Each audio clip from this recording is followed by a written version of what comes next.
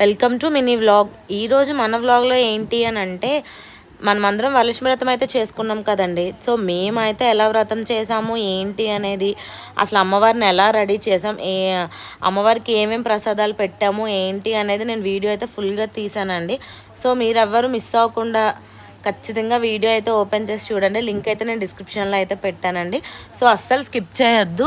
మీరందరూ ఎలా అయితే పూజ చేసుకున్నారో నాకు కమెంట్ సెక్షన్లో కమెంట్ అయితే చేయండి.